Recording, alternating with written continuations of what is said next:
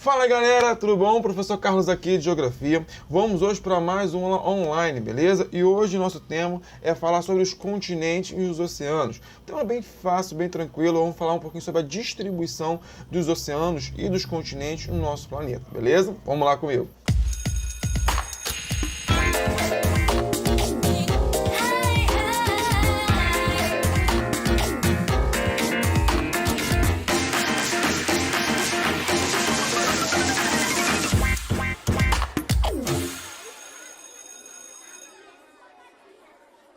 Primeiramente, falando um pouquinho sobre os continentes. O que é um continente? Bom, continente, muitas pessoas podem confundir com ilhas, mas qual é a diferença? A diferença está no tamanho. Sim, um continente ele é muito maior do que uma ilha. Não precisa nem falar muito disso, né? O próprio nome fala. Deixa eu colocar aqui o meu laserzinho e você vai conseguir reparar. Aqui eu tenho os continentes distribuídos aqui em nossa tela, nessa imagem bacana aqui. E você consegue perceber que tanto os continentes quanto as ilhas, elas possuem uma porção de terra imersa no oceano, cercada por um monte de água. A diferença vai ser o tamanho, como eu falei. Enquanto uma ilha, aqui como a Groenlândia, aqui ó, a Inglaterra, é uma pequena porção de terra, já um continente eu vou ter uma grande extensão territorial. Costuma-se falar que qualquer território maior que a Austrália é considerado um continente. Fora isso, eu vou chamar de ilha.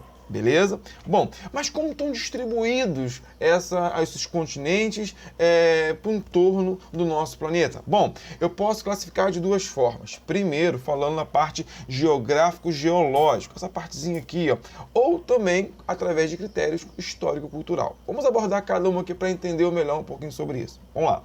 Primeiro, geográfico, geológico, eu vou dividir o nosso planeta em apenas 4 continentes. Sim, eu vou ter aqui o continente americano com uma grande massa de terra.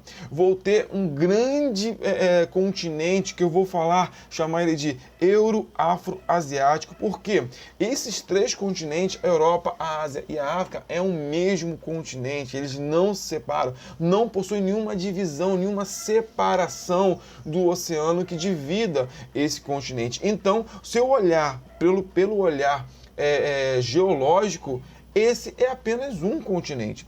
Também vou ter o continente da Oceania e também o Oceano Antártico. Esse é o critério, utilizando o critério geográfico-geológico. Uma outra forma também de eu ver a distribuição dos oceanos, melhor, dos continentes no nosso planeta, é pelo critério histórico-cultural. Que critério é esse? Bom, se eu pegar pela história, pela cultura da sociedade moderna, eu vou dividir os nossos continentes em 6 continentes, diferentemente lá do critério geográfico-geológico, que eu apenas divido em 4 continentes. Já aqui pelo critério histórico-cultural, eu vou ter continente americano e ainda posso dividir esse continente em 3 ainda, América do Norte, América Central e América do Sul.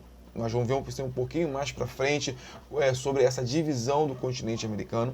Também eu vou dividir aí já com o continente africano e aqui o continente asiático em 2 também. Eu vou dividir em Europa e Ásia.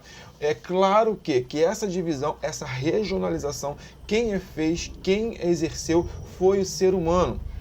O ser humano, ele delimitou uma divisão, onde seria a Europa, onde seria a Ásia, onde seria a África. No olhar geográfico-geológico, é apenas um único continente. E também vou ter o continente da Oceania e o continente Antártico. Olhando aqui, ó, para a massa continental, eu vou ver que a Ásia, dividindo para esse histórico-cultural, eu vou dividir que a Ásia ela possui uma área muito maior do que qualquer outro continente. Em relação a tamanho, o continente asiático ele é o maior que existe, seguido pelo continente americano, aí eu incluo as 3 Américas, e também o continente africano como terceiro lugar. O continente antártico e aí depois vem os menores, Europa e Oceania. A Oceania sendo o menor continente que nós temos no nosso planeta e a Europa como o segundo menor, beleza?